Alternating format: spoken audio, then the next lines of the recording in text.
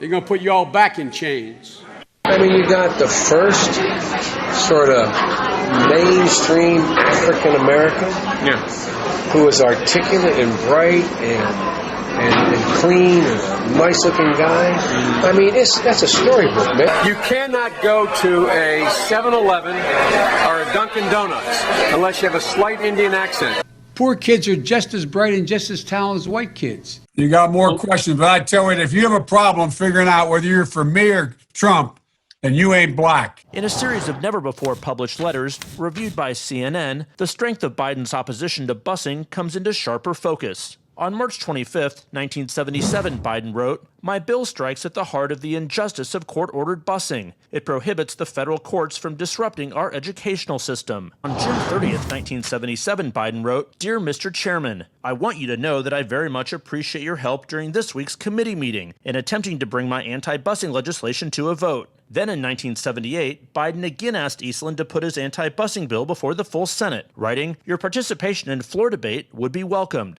I would be in the same position you're in, so I'm not even mad at you, baby. For feeling like, fake news. This is the thing. I know people don't like Trump. I understand that. But let me tell you something. If I had to pick between him and Joe Biden, I'm not voting in Joe Biden. You want to see a bunch of black people go to jail by the next 4 years? Put Joe Biden in. Watch what happens. You want to see black men get killed substantially? Like you've never seen before? Put Joe Biden in and watch what happens.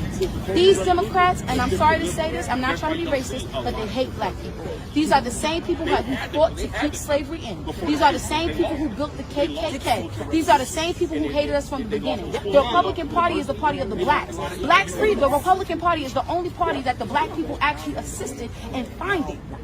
But all of that history has been torn away. People say, oh, there was this big switch. There was never a big switch. The Union won because we had grown in the industrial era.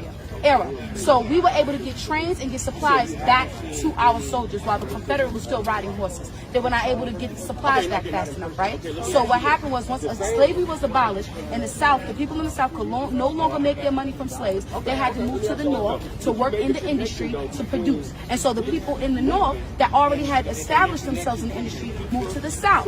And so that's where it was a transfer of people coming from the South to the North and people coming from the North to the South. There was never a big switch. So the same Democrats who hated black people from the beginning are the same ones who hate us now.